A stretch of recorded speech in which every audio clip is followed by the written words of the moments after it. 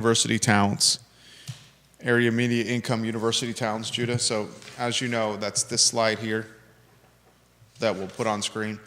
A lot I want to cover on the program. I want to ask you this question. Is there a for-profit business that could be launched locally in Charlottesville in the execution of parades? My wife asked that question to me last night. She said, you know, you've been talking about the Dogwood Parade, you've been talking about the fireworks in McIntyre Park at first night, the New Year's Eve celebration. Is there an entity that can launch, and this would be for-profit, and maybe you get some kind of grant funding or some kind of joint venture funding with the city or the county, but can someone launch a for-profit business that basically executes and hosts parades? St. Patty's Day Parade, Dogwood Parade, 4th of July Parade, Easter Parade, Labor Day Parade, Memorial Day Parade. I mean, every single month there's another parade-worthy event.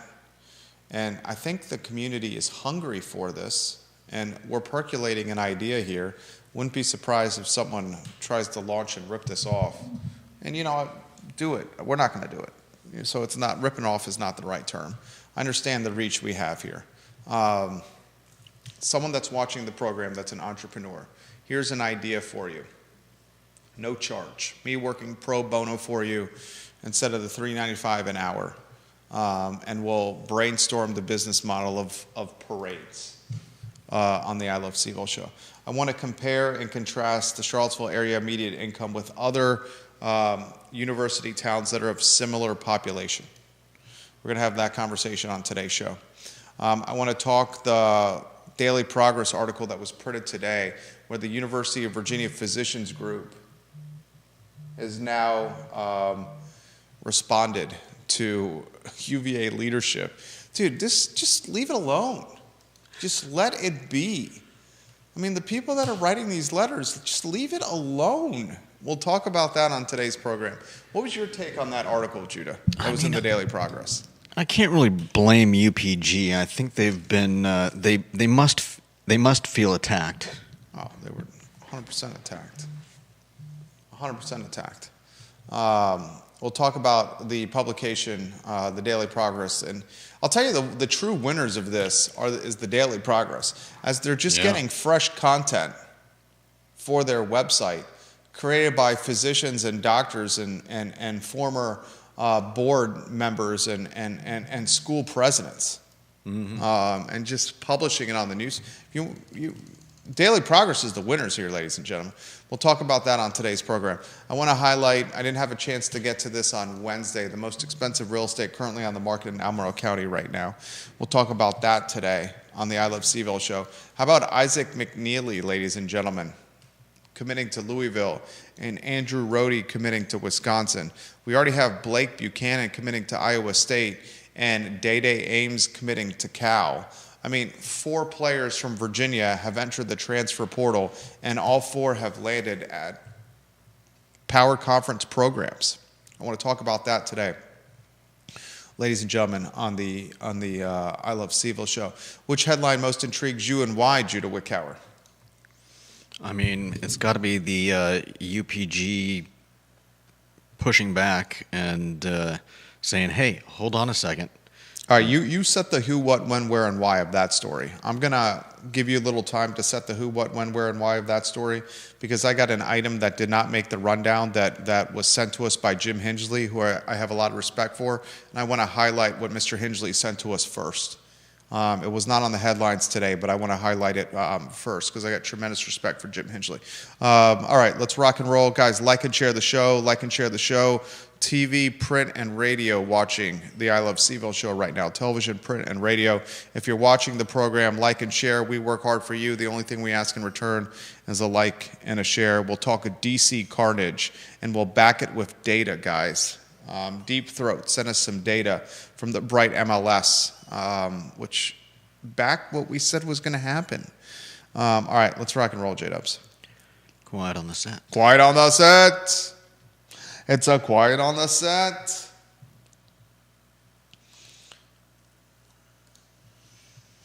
We're live on LinkedIn. Yep. Excellent. Good Friday afternoon, guys. I'm Jerry Miller, and thank you kindly for joining us on the I Love CVille show. It's great to be with you on the last day of the week, the last day in the first week of April. Take a look at the screen for today's headlines. It's a show where you, the viewer and listener, we encourage you to send us content that you think is well suited for our talk show.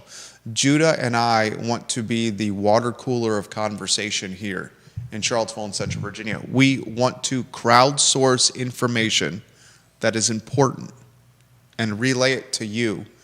And I think you have now realized that the local legacy media, old media, is watching this program for content for their news broadcasts and their print runs. A great example of that is the news that we broke earlier in the week. Did you see it, Judah? The Dogwood Parade canceled. We talked about that on the I Love CVille show, earlier this week, late last week, and now it's hitting CBS 19, it's hitting NBC 29. They are watching our show, local media, to regurgitate what we say for you, but they're doing it in 15 and 20-second sound bites as opposed to the long-form content that we cover, that we highlight on today's show. I'm going to talk University Physicians Group fighting back. This is just a cat fight. This is a cat fight right now. It's a cat fight in the cafeteria. It's ugly. Hair is being pulled. Eyes are being gouged. He said, she said, that is tarnishing the reputation of the health system. And the only winners out of all of this, the Daily Progress, that is just printing letters from the physicians group, from former board members, from anonymous doctors, and full run. The Daily Progress is getting free content from physicians and airing the dirty laundry of a multi-billion-dollar health system. The only winners. The losers in all this, the branded equity with the health system. The losers of this, the image, character, and respect of the profession in totality. The losers of this, frankly, the patients. Us as patients, because now we're thinking twice, thinking a third time about going there, because are we getting billed correctly? Are they changing our medical charts? What are they doing that's disingenuous? When the reality, a large portion of UVA Health is on the cutting edge of care, some of the top players in their field. But when we second guess, when we have concern, we lose, because then we'll end up at perhaps an inferior healthcare provider. Only winners throughout all this is the Daily Progress, who's getting the free content. Only winners. A lot we're going to cover on today's program, including something that Deep Throat and I have been corresponding about, some carnage in D.C. real estate, ladies and gentlemen. I'm going to highlight Bright MLS data. Bright is the multiple listing service in the D.C. area, and listings for the last week of March, ladies and gentlemen, the week ending March 30th, year over year, the listings are astronomically uptick in the D.C. area. How much so uptick? Well, compared to a year ago, we're at just under 30% more active listings in the D.C. area. We'll pick that apart like Thanksgiving turkey, guys, on the I Love CVille show today. I'm going to highlight, speaking of real estate, the most expensive listing that's currently on the market in Albemarle County. We'll do that on today's show. We'll compare and contrast Charlottesville, its area median income, to other university towns of similar population. We'll compare and contrast it to Burlington and South Burlington, Vermont, to State College, Pennsylvania. Big ups, Vanessa Parkhill. Your Nittany Lions are getting some love on today's show. To Iowa City, Iowa, home of the University of Iowa. To Fayetteville, Springdale, Rogers, Arkansas, home of the University of Arkansas, the Razorbacks, once led by Nolan Richardson, and the 40 Minutes of Hell basketball that we saw. To Athens and Clark County, Georgia, home to the Georgia Bulldogs. to Columbia, Missouri, home to the University of Missouri, Bloomington, Indiana, home to Indiana University, Harrisonburg, Virginia, JMU, and Deep Throat. Am I saying this right? Missoula, Montana? Missoula, Montana, University of Montana. All similar. What is it? I don't know. Missoula? How's it spelled? Missoula? It's probably Missoula. How do you spell it? I think you're right. Missoula, Missoula. Missoula. We'll go Missoula. I think that's Missoula, Montana. All populations ranging from 210,000 to roughly 245,000. Remember, the Charlottesville MSA, I believe, doesn't include Orange County. So the population of Central Virginia is roughly 30,000, but the MSA for HUD is about 245 and change. A lot we're going to unpack on today's program, ladies and gentlemen, including this question. Entrepreneurs, viewers, and listeners of all shapes and sizes. People often walk through the swinging doors of our headquarters on Market Street. Can we go to the Market Street cam so we can show the swinging doors? I have meetings Monday through Friday, heck, sometimes Monday through Saturday, with business owners at all levels of the success spectrum. You showing the doors there? They walk through this glass storefront. We have folks in the startup space that want to bring ideas to market, like climbing gyms and bouldering gyms. We have entrepreneurs that come to us that want to bring pickleball facilities, indoor pickleball to market. We have entrepreneurs that come through those doors and want to highlight the omni-experiential nature of indoor entertainment venues, like Coco's, which is coming in the old Big Lot space. We have clients on our roster that are clocking $15 million a year in top-line revenue. Some doing more than that have operations that employ, a couple hundred people that come through those doors and say, I want to terminate my competition. I want more market share. I want to go from 15 million to 20 million over this 36-month period of time. I want to put you on retainer to help you do that. This is what we do. It's not the podcasting network. That's what we do. So as we're brainstorming the good, the bad, and the ugly of business from the startup stage, the infancy stage, to what I would say is a pretty healthy, mid-cap, someone do $15, $20 million, I'd say that's a pretty healthy business. I'm not saying this is, publicly traded, but for Central Virginia, a privately owned business, family-owned business in a lot of regards, that's flirting with $20 million a year is a good chunk of money, top-line revenue. And they come to us and say, we want to grow. Over 25 years of doing this, 17 years on the 29th of May as the owner of my own firm.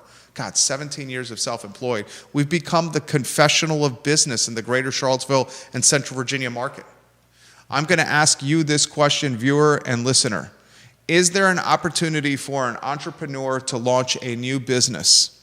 And that new business in the greater Charlottesville area would be a business specifically tied to parade execution. You heard me correctly. An entrepreneur that gets the infrastructure in play, has the connections with Albemarle County and the city of Charlottesville, and their whole business model is hosting and executing parades. You can start in the first quarter with New Year's Eve, New Year's Day parade. You can have a St. Patty's Day parade, which is in March. Right, Judah? I mean, just go to the calendar. Big calendar events each year. New Year's Day parade, right? How about a Martin Luther King Day parade, a Valentine's Day parade, an Easter parade, a St. Patty's Day parade, a Memorial Day parade, a 4th of July parade, a Labor Day parade, some kind of Halloween parade, Thanksgiving parade, Christmas parade. You can legitimately create a parade, 10 parades a month. 10 parades a year, excuse me, I misspoke. 10 parades a year. 10 parades a year. I mean, we're starving for community events. Mm-hmm. And we've attributed the loss of parades and community interaction, we've attributed it to a decline or a diminishment in volunteerism. That's what we've attributed to the Dogwood Parade being no more, to the 4th of July fireworks being no more, to the First Night Virginia event on the downtown mall being no more. We've attributed it to a decline in volunteerism, among other things, but that's been the primary driver. What if you did not rely on volunteerism to execute the parade? Instead, you relied on team members that were paid to execute it. That solves the volunteerism conundrum.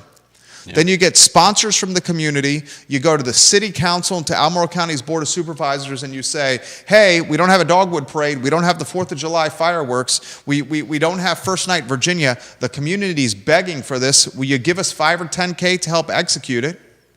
And you find other profit centers, whether it's food and beverage, sponsorship, a gate entry, VIP sitting, and you monetize the concept. That, guys, is a business. That is a business. I want to talk about that on today's program. There's a lot I want to cover. I promised Jim Hinchley today that I would talk about this. It did not make the headline rundown, but I'm a man of my word here. He sent me this text message.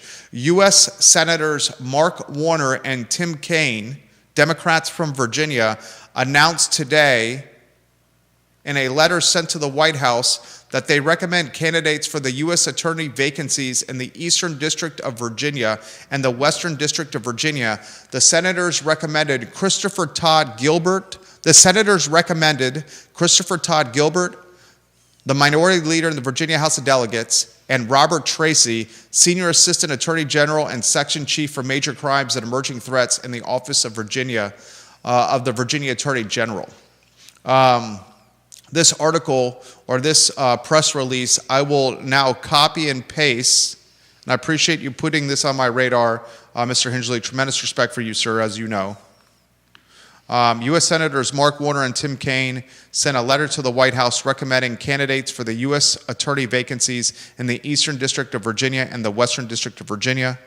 In their letter, the senators recommended Michael Gill, who's an assistant general counsel and director of investigations for Huntington Ingalls Industry, and Eric Siebert, Eastern District of Virginia interim United States attorney for the EDVA position. The senators recommended Christopher Todd, the minority leader in the Virginia House of Delegates, and Robert Tracy for the Western District, the WDVA position.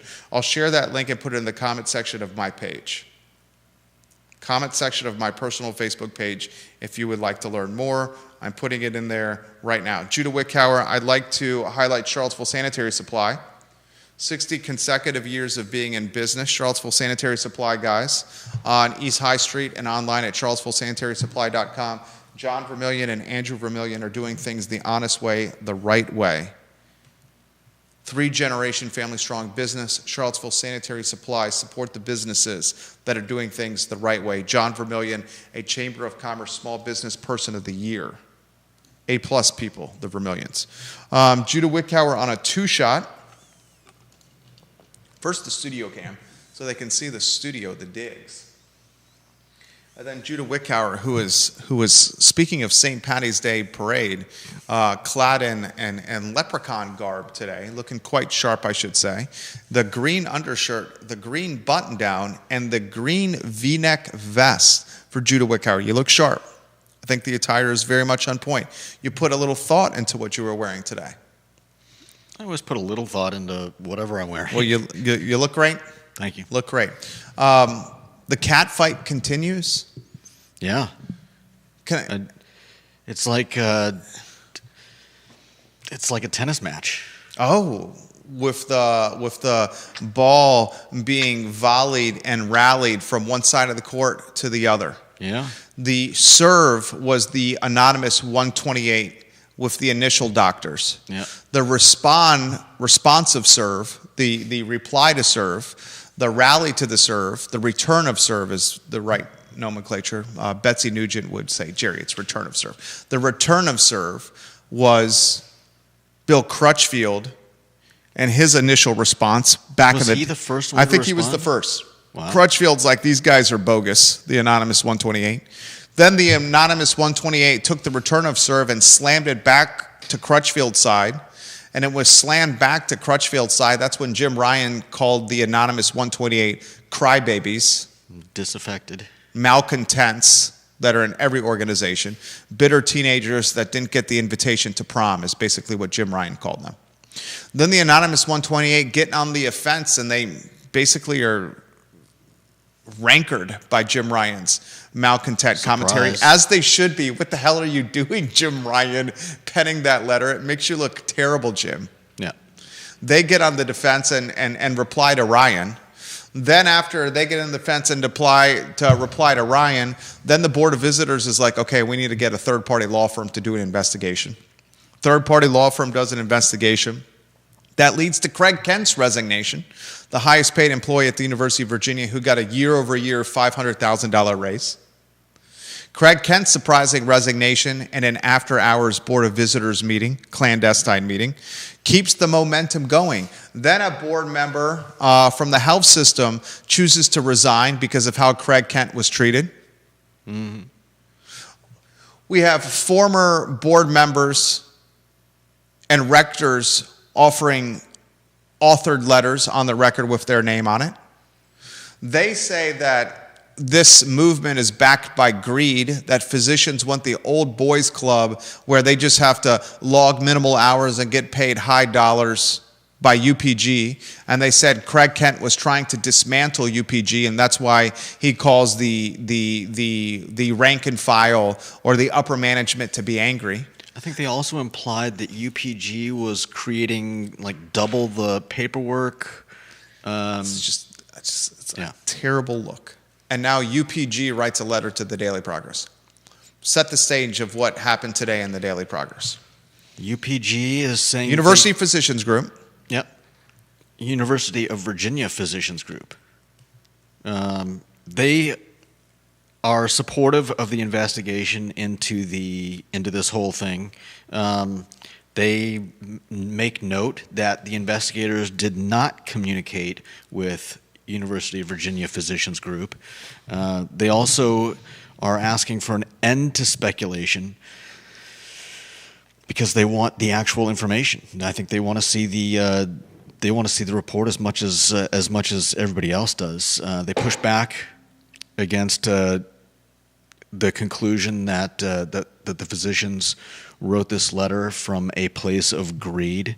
They say that nobody is being overpaid. They make note of the fact that the amount that people are getting paid is in line with benchmarks across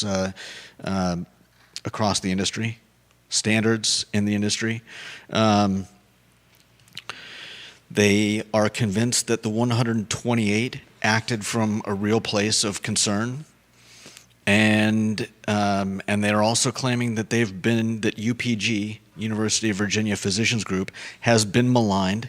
They say that they act as stewards of resources and not, as suggested, to maximize physician incomes. All very interesting stuff, and I can't wait for the pushback letter that's probably going to come next week. I'm going to offer some very, very low-key perspective here. It's just some advice, some free pro bono counsel.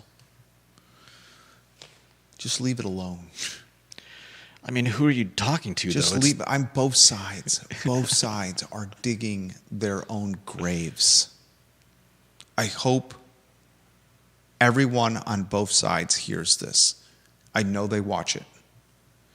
You continue to dig your own grave by continuing this childish catfight. It makes both sides look like they're going through a teenage breakup with text messaging and commentary in the cafeteria and Snapchatting and TikToking back and forth. The difference is you guys are grown-ass men and women and professionals. It is humiliating. It's doing a disservice to the health system. It's doing a disservice to the brand. It's eroding trust at exponential levels. And I'm telling you, because this is we're in this space. It is way more difficult to build the trust back. It's extremely easy to erode and destroy the trust. But recreating or rebuilding the trust, once it's been crashed and eroded, that's an extremely difficult process. It's doing no one justice. And the only winner in this entire thing, ladies and gentlemen, the only winner and throughout this entire catfight is the Daily Progress. Because they continue to receive, ladies and gentlemen, free content for their meager, struggling, and nearly dinosaur-esque news model. If you're the Progress and you're the editor and you open your inbox and see, oh my God, I got another letter to the editor from, who was it from this time? It was from... You want the names of the actual people? Yeah, give me who it was signed by this time. Jeff Burton, Dr. J. Scott Just, and Dr. James Larner. Reynolds Hutchison, the editor of the Daily Progress, received an email, and in this email, Jeff Burton, the chair of the University Physicians Group Board, Dr. J. Scott Trust, the CEO, and Dr. James Larner, the president, gave him a letter that they authored and said, publish this. He can run it as his front page news story. He can utilize it to drive paywall subscriptions, and he doesn't have to pay any employee to create the content. This is the gold of a meager and dinosaured newspaper, free content. And to put the cherry on top before I move to the next topic, this is the cherry on top for the next topic. This is me closing this first segment. University Physicians Group, Jim Ryan's cabinet, Anonymous 128, Board of Visitors. Create a treaty, some kind of treaty, where you decide to stop the catfight. Because as you continue to percolate news cycles with this storyline, it is going to take you 3 to 4x the time to rebuild the trust that you've spent destroying it. And that's branding and public relations 101. You learn that at the McIntyre School of Commerce somewhere between first and second semester of your second year on grounds. If you want an interesting read, the headline, setting them to the progress, is UVA Physicians Group, UVA Health needs to heal, and unsolicited conjecture won't help. The headline is, the irony in the headline is, unsolicited conjecture won't help. Yet they're providing the unsolicited conjecture, the Physicians Group. What are they conjecturing about? The whole first part of the letter was like, we need to stop talking about this. We need to start building trust. The unsolicited conjecture is hurting. And then they said, that said, given the assertions, we need to offer some conjecture here. That's like, I don't mean to insult you, but I hope you don't take this the wrong way, but... I don't want to see any. I don't want to hurt your feelings, but you're really overweight, and that dress doesn't fit you that well. I don't want you to be upset, but that button-down shirt and that tie makes your neck look fat. I don't want to hurt your feelings. But when you went to the hairdresser and they colored your hair, they chose the wrong tint. That's what this is. You disagree? Yeah. You disagree? I mean, I don't see a whole lot of conjecture in here. Judah, the entire premise of the letter was the anonymous 128, their fight, their whistleblowing is not motivated by greed. That's conjecture. The other side is saying it's motivated by greed. They're just basing all this on opinion. It's based on opinion. You know what we need? It's time for the university to just release the third-party lawyer report. That's what they're saying. Release the effing report, Jim Ryan. Release the report. I mean, and then let's move on. Here's a pushback against the conjecture about the 128. They say straight out, without knowing the identity, productivity, or compensation of the 128 physicians who signed the letter, we do not understand how anyone could conclude greed was a motivating factor, nor did the letter mention compensation as a concern. I feel like they've laid out a fairly straightforward letter here, without a whole lot of conjecture. But that's just my take on it. You want to offer any more before we go on? No.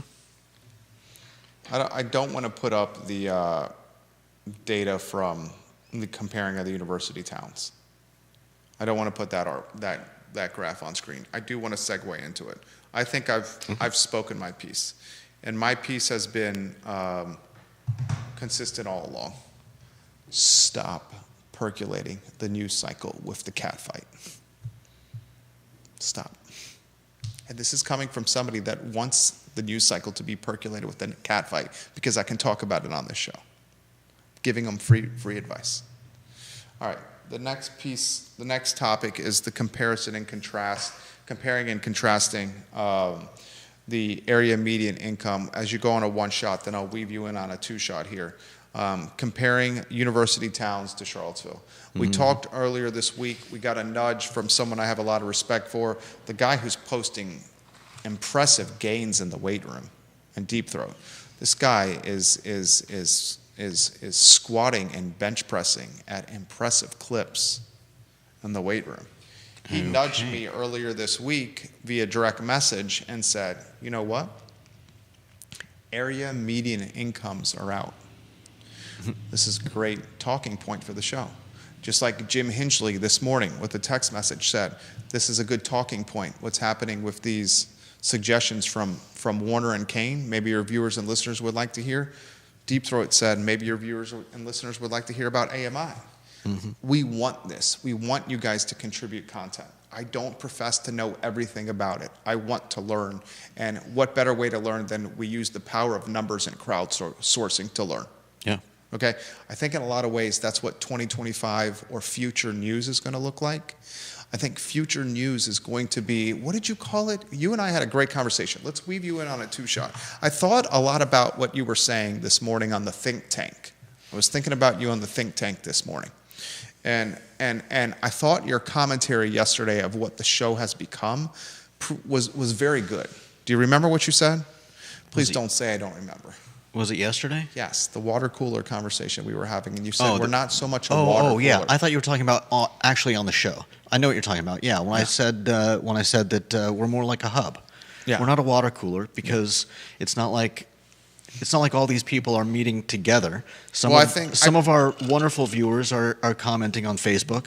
Some are commenting on Twitter. Some are commenting on YouTube, and we're kind of the hub for that. We bring topics that are interesting to us and hopefully are germane to what's going on in Charlottesville, because not everything that we talk about is specifically Charlottesville-centric. And thankfully, we have an amazing, viewership that corrects us, helps inform us on topics that we're not 100% up to speed on, and essentially, like crowdsources, I don't want to say truth, but it's not like we're out here, putting some propaganda on the air without any pushback. And we have some great pushback from our viewership when we get things wrong. Yeah, a good example of that was 2 Fridays ago.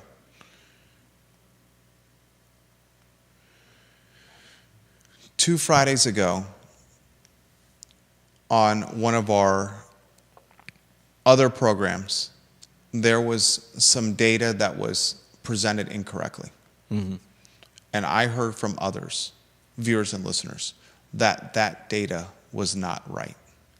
And I went back and looked at the replay and did some reconnaissance. And the viewers and listeners were correct. One of the things I've realized with doing this camera, microphone, commentary is we're not right 100% of the time. We're human beings. Oh, yeah. And you holding us accountable and correcting us is what we want. Mm-hmm. And hub instead of water cooler may be a best description. I think that's what the future of news could be, where you have one or two or a handful or a larger group of influencers or pace setters that keep the cycle of news going forward. And then you have peripheral group contributing to those influencers or pace setters. And then before you know it, you have what is a hub of content. I know, however, that the future of news is not 15 and 30 second or 60 second sound bites or clips in a 22-minute cast of a 30-minute window.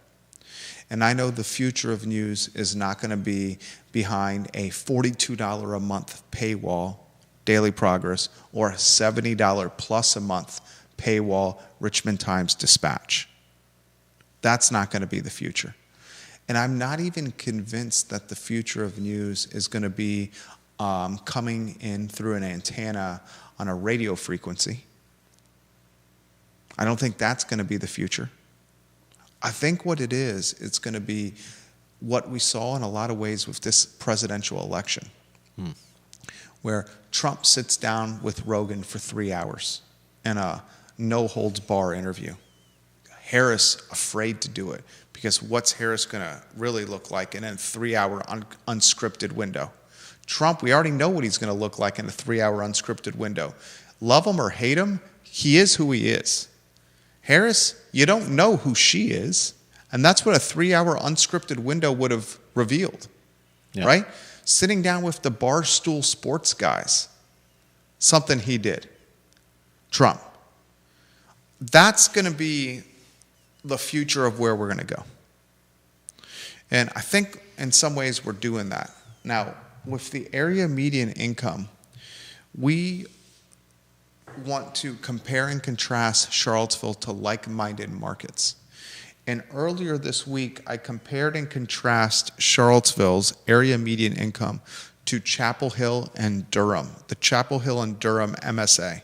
Mm-hmm. Now, after giving it some more thought, I'm not sure it was the best comparison because the Chapel Hill and Durham MSA is larger in population, right? It's a larger in population MSA, so it's not an identical comparison. The Burlington, South Burlington, Vermont comparison with the University of Vermont is a very good comparison, where population, according to the MSAs, of nearly identical. I mean, we're talking like 12 or 15,000 person difference here in population. And if you look at the AMI calculator, Burlington's median family income is $130,400. Is there a pedestrian mall in Burlington? Is that one of the areas that has? Okay, I'm getting off track here. We don't have to look at that. Burlington's area median family income is $130,400. $130,400, ladies and gentlemen. Charlottesville's MSA, it's no big deal, the pedestrian mall look up. Charlottesville's is 120. I would rather you contribute to the conversation than look that up. Okay. Charlottesville's is 125,800. So you're looking at a difference of, what, less than $5,000 in a population that's virtually the same? This is an excellent benchmark for Charlottesville. It's an excellent benchmark to try to figure out where Charlottesville's going to go, where Charlottesville could be, what Charlottesville's struggling to become, what Charlottesville could be business-wise, housing-wise, real estate-wise. Deep Throat adds a little context. Burlington is a very bang-on cop for Charlottesville. Slightly higher AMI, slightly higher median home price. So what I'm going to do on the show, and what I'd like your help with, I don't pretend to have all the answers. I don't know all the answers. I want to learn and be challenged. There's nothing I would like, and he confirms, yes, it has even a pedestrian mall. It does. It even has a pedestrian mall. Church Street. Church Street, it's called? Church Street Marketplace. Okay. I would bet you the politics of Burlington are very similar to the politics of Charlottesville, too. How much you want to bet that Burlington's politics are liberal, very left-leaning, activist-leaning, socialist-leaning? I mean, that sounds about right for Vermont, but I don't know. That's just from hearsay. I don't actually know Vermont either. This is what I'd like to do on the show. And what I want you to do is some homework over the weekend. You rarely, if ever, have to work outside of work hours. Rarely, if ever. And this isn't even work. When you're on the think tank or you're doom scrolling on your phone, doom scroll instead of, what are you doom scrolling on your phone? Is it crossword puzzles that you're doing? What are you doom scrolling? No, crossword puzzles. Are you doom scrolling Reddit? What are you doom scrolling when you're doing on your phone? Sometimes Reddit. What else are you doom scrolling? I don't know. It depends. Wherever my insane introverted mind takes me. Okay, I every time I'm doom scrolling, I find that I'm like doom scrolling, current events and reading. It's sadly Wall Street Journal, CNBC, doom scrolling, certain influencers on Twitter that I follow, getting deep in their content. Housing is something that I'm doom scrolling. Mm-hmm. Started doom scrolling Pokemon economics, Poke-economics. Because my kid's getting into it and I see an opportunity business with Pokemon. It's just terrible to say. And I see how I can help my son in ways that I didn't realize I could help him this soon in his life cycle. He's 7. Can you maybe convince him to enjoy himself? He is enjoying himself. See, that's just the difference between you and I. The difference between you and I is I enjoy the business side, mm-hmm. the capitalism side, the data side, the opportunity side. I enjoy seeing opportunity and pursuing opportunity. I enjoy it. It's a passion. I'm seeing this with him without me having to push him to that. That's fair. We play the game, we watch the content, but he's saying he's learning business from me not even showing it to him. Mm-hmm. And I want to further strengthen our bond because I love our two boys dearly. I would like on the show for us to do a deep dive on Burlington, Vermont, and Charlottesville, Virginia. Because I think there's an opportunity for us as Charlottesvillians and Central Virginians, because whether you want to admit this or not, Central Virginia, Albemarle County, Orange County, Louisa, Nelson, Fluvanna, Orange, Greene, you guys go as Charlottesville goes. You may not want to admit that, but you go as Charlottesville goes, and those are just facts. I think there's an opportunity in content for the show for us to compare and contrast Burlington and Charlottesville together. So as we learn about Burlington, we could learn about ourselves. As I've learned about, here's I'm getting deep here, okay? My dad is soon to be 75. 75 this month. 75 on tax day. The irony of a CPA and accountant born on tax day. 75 on tax day. Not in the best of health. Sharpest mind ever. Sharp as a tack. Still trading stocks and equities for the family on a daily basis and outperforming the market. Now, let's cut to the chase. Carnage on Wall Street is an understatement.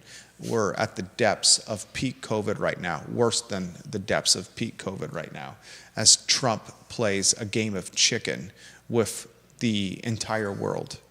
And this game of chicken could go one of two ways: leverage to get what he wants for what's best for UVA, what's best for the United States, jobs, more opportunity stateside, or the game of chicken could implode before our eyes. Global recession. JP Morgan on record this morning, the opportunity or the chance for recession now, they've upticked to 60%, 60. Their recession predictor is at a 60% clip right now. That's this morning it came out. With my father, 75 years old, I'm seeing kind of the back end, the final chapters.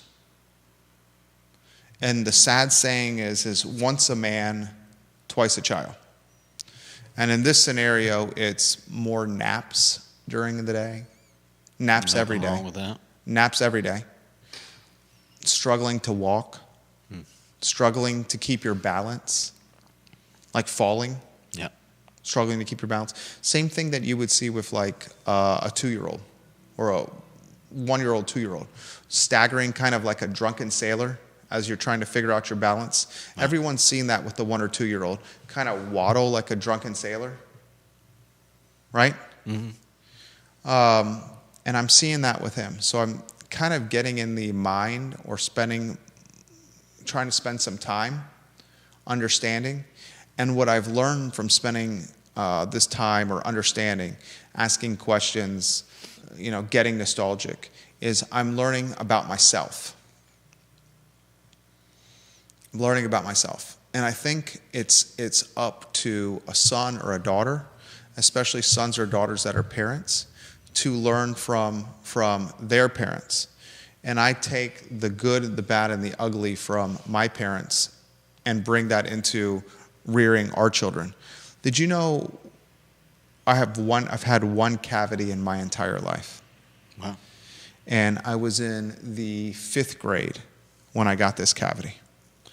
And this was as my family was building I talk about this on the show all the time, a CPA and bookkeeping practice.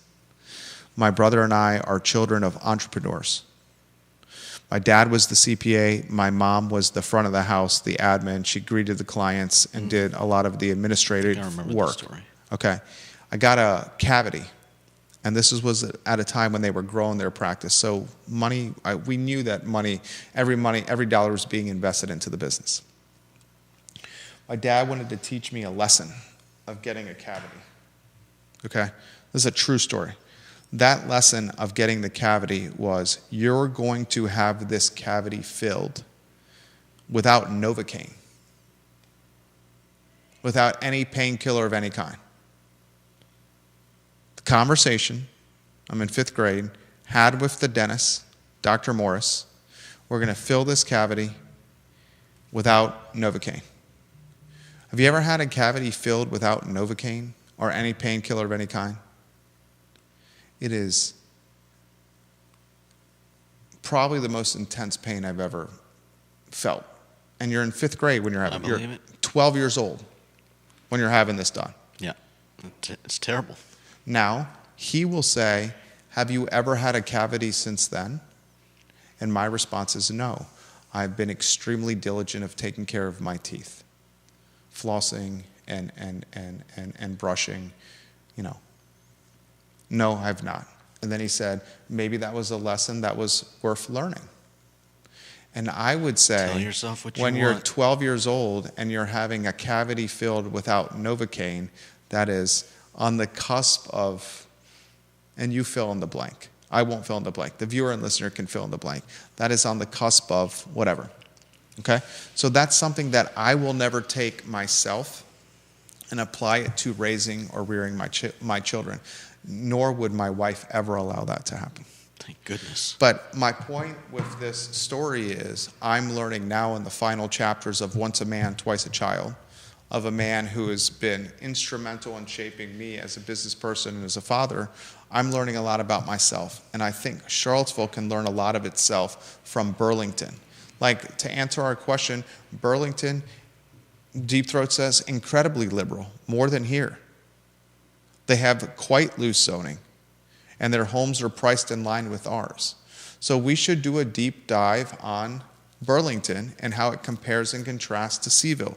University town, University of Vermont, populations damn near close to identical, Judah. Populations damn near close to identical. Area median incomes damn near close to identical. Housing similar, zoning similar, politics similar. Very interesting topic for the show, I think. All right. A couple of other items that I want to get out of the notebook here. What's the next headline, if you can put that on screen, J-Dubs? DC real estate? Yeah. Carnage. I talked about this in February.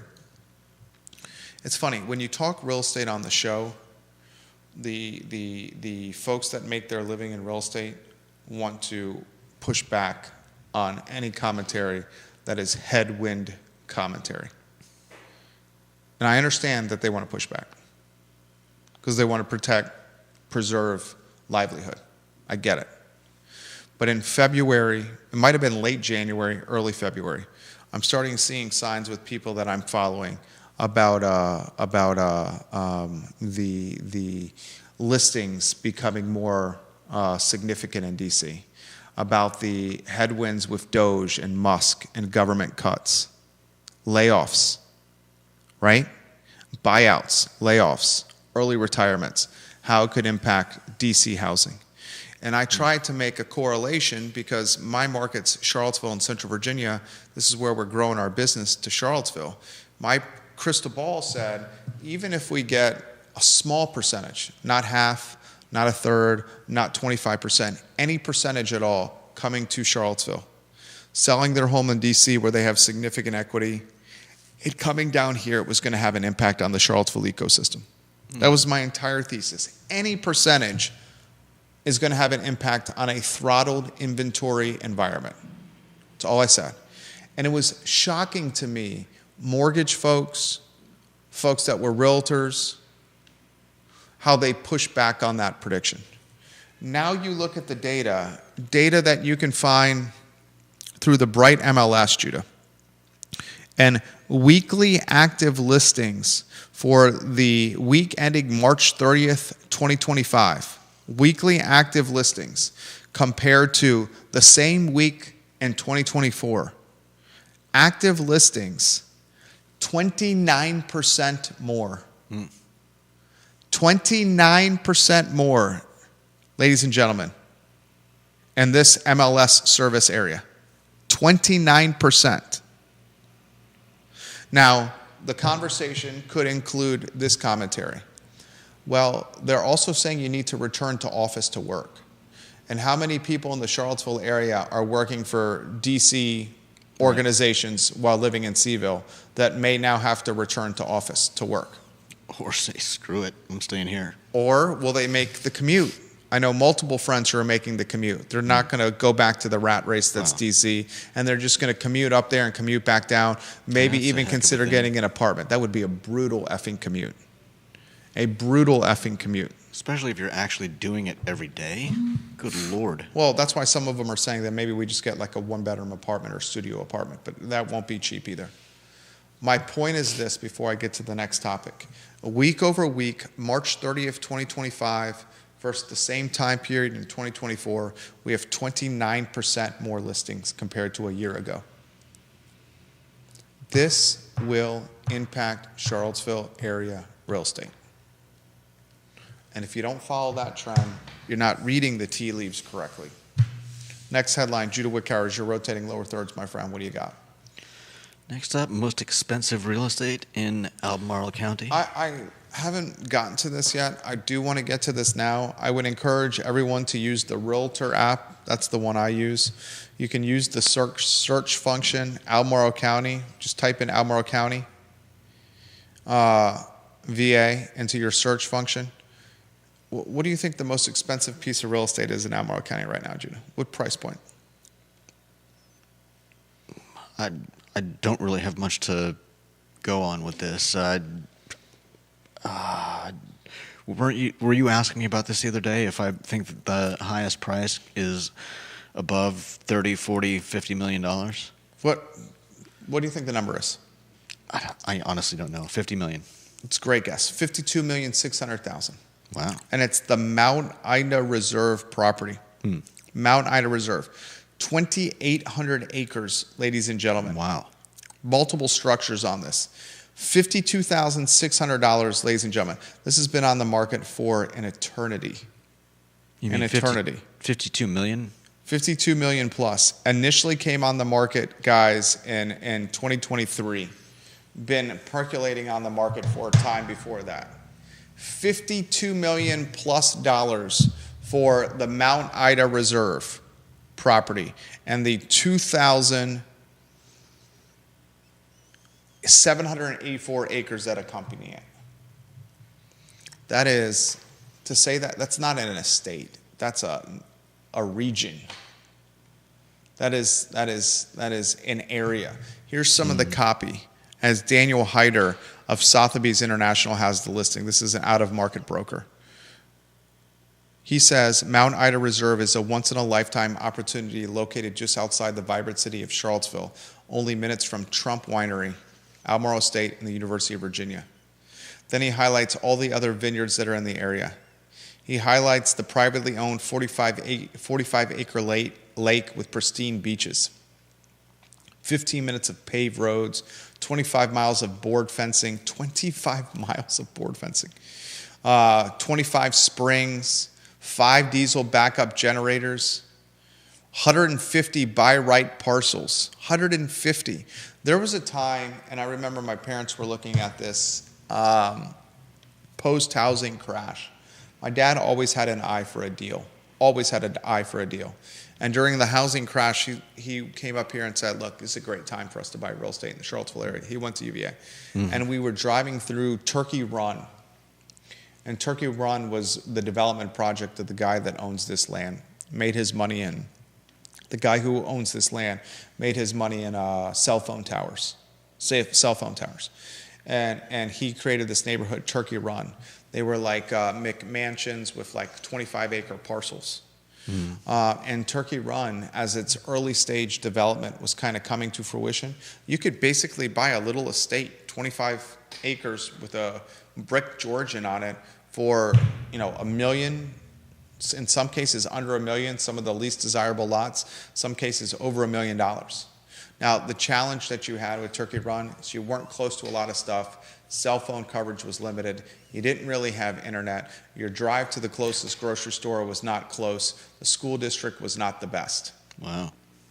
They did not catch a lot of momentum, and they still have struggled to gain momentum some 17 years later.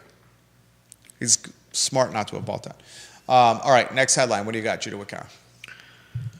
Next up is they're a for-profit business in hosting parades. Okay, do you disagree with me? If someone says, look, the volunteerism is down, parades aren't happening, why don't I create an LLC? Why don't I create a single-member S-Corp LLC? And why don't I launch a business around hosting and executing parades and do 8 to 10 of them a year? You can charge sponsorship and branding, VIP seating. You can make like a host, like if How you want would to you get do VIP seating? the best spots that are saved and reserved for people that want the best spots of seating. I had the best spot in Savannah, Georgia for the St. Patrick's Day parade. You just saved the best spot. No, I didn't have to move from my In my this place. scenario, in the Charlottesville scenario, Some you people- monetize the best spots. Okay. Do you think that there's a business model in parades?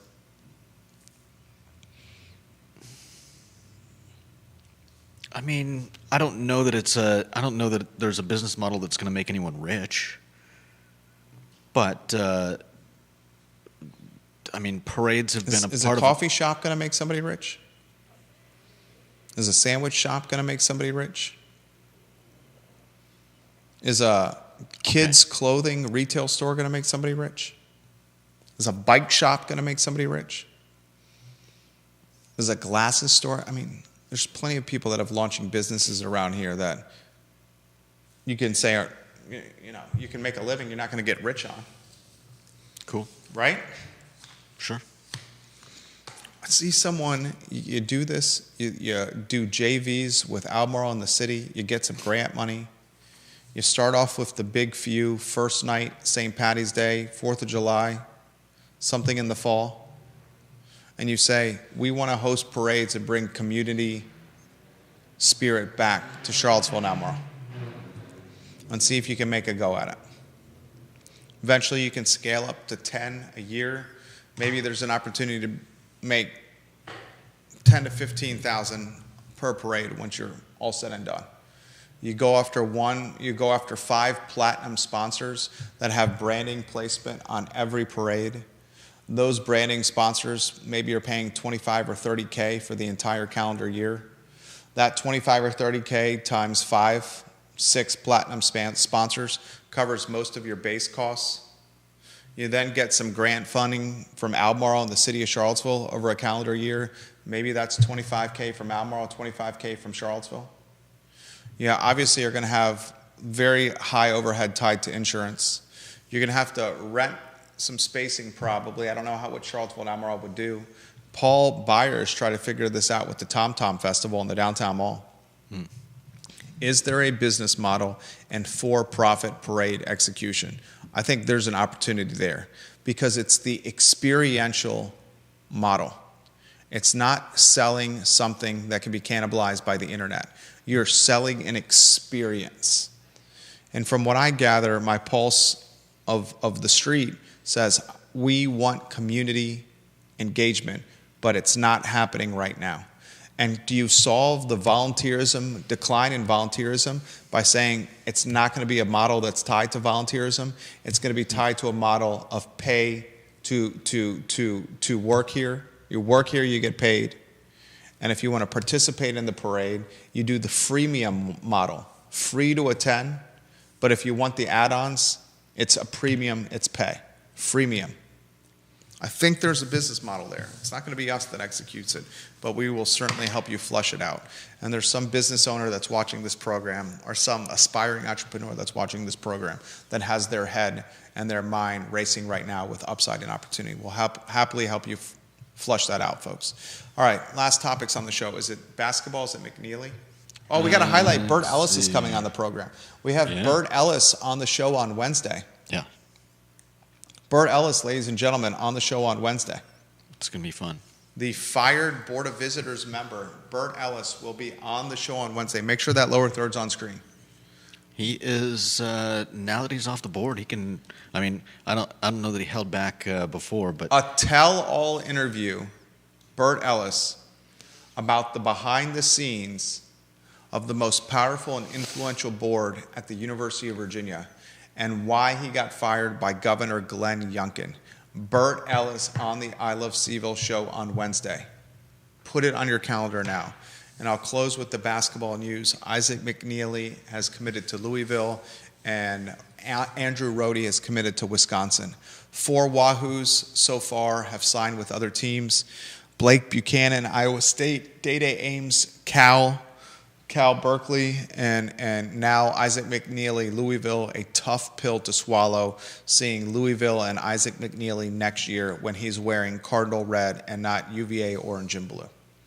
But I wish Isaac McNeely nothing but the best of luck, as he certainly chased a payday and what was best for him. Judah Wickower was fantastic all week long. Fantastic all week long. My name is Jerry Miller. Thank you for joining us on the I Love CVille show. So long, everybody.